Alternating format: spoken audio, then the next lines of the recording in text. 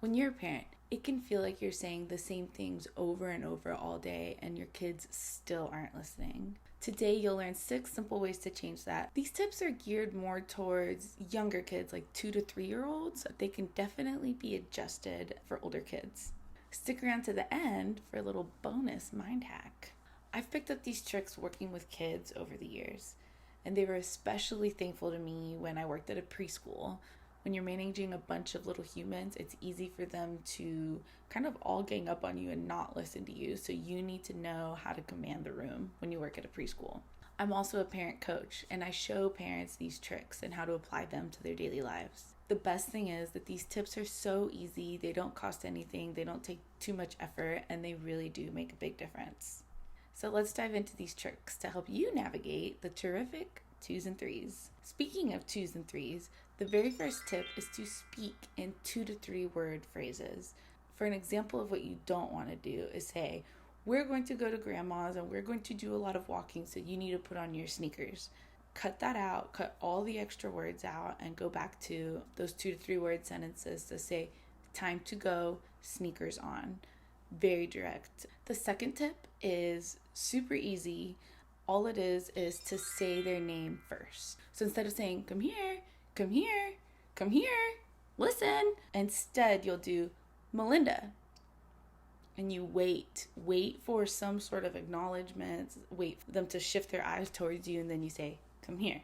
If you don't start with their name, they're more likely to literally not have heard you, so then they can't follow the instruction. So the third trick is to give them positive attention throughout the day.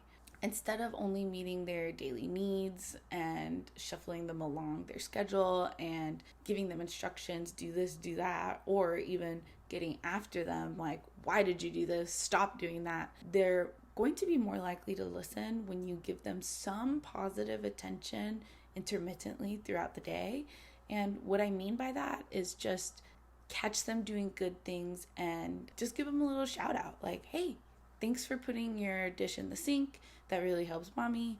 Thank you for putting your shoes on the first time. It's that little positive reinforcement when they say like, hey, when I do something good, I get praised and it feels good. Everybody loves to be praised. They're going to be more likely to listen when you actually notice the good things that they do and like call it out. And actually it's a little bonus, positive attention. It can be really hard these days to get out of the only giving instructions and going along your daily schedule and getting after them. So I challenge you to spend 15 minutes uninterrupted with your kid, not giving them instructions, honestly not doing anything, no agenda, and that means your phone put away, no iPad, and no screen. And even if it's on in the background, try turning off the TV because it could still be distracting. I swear, spend 15 minutes with your kids. You will learn so much more about them. During my time as a parent coach, I've realized actually how rare that is to have 15 minutes unstructured, kid does whatever they want to do. They're going to really appreciate you for that. The fourth tip is actually to talk quieter because the natural inclination could be to keep raising your voice. So they're talking, you get louder, they get louder, you get louder, and then it just is just a wall of noise where they're still not really listening. So a strategy that you can do as a parent is to drop your voice. And obviously you're not going to go all the way down to a whisper, but just use your normal inside voice and try toning it down like a few notches, and it has this effect of just drawing kids in. So they're more likely to listen because they're like, what did you say? Okay. It blocks out that wall of noise that they can be used to hearing, and it helps them focus in on what you're actually saying. Okay, so the fifth trick to helping them listen is to prepare them for what is going on. 2 to 3-year-olds especially just have no idea what is going on. Pretty much a lot. They need a lot of preparation. So instead of doing this, okay, we're going to go at noon, or we're going to go in 30 minutes, or even worse, not giving any prep and just say, okay, time to go, it's going to be more likely that they are not going to listen because all they know is that they have to drop whatever they're doing and go do something different. So a lot of preparing will be very useful for the kids that have a difficult time listening, especially during transitions. So what you're going to want to do instead is avoid terms like this afternoon or in 30 minutes. They seriously don't know what time is, and they're just learning. So what you can do instead is use like a tent pole part of your day. So, you always do snack or you always do nap time. Then you say after snack, we're going to go to this. So they can understand that it's after this event, we're going to go do this. So you're not saying the afternoon, and you're not saying, I think 30 minutes is too hard to understand now. So you're preparing them for what is going to happen by letting them know ahead of time in a way they can understand. And these two are also little bonus tricks. You can show them pictures. The more realistic the picture, the better. So if you're telling them we're going to go to grandma's, I keep using that example, but you can show a picture of their grandma or of their house or something like that, just to further reinforce, like, it's a word that you're saying, and then there's a picture. So they are putting two and two together and understanding what's going to happen. Again, more likely to listen, less likely to tantrum.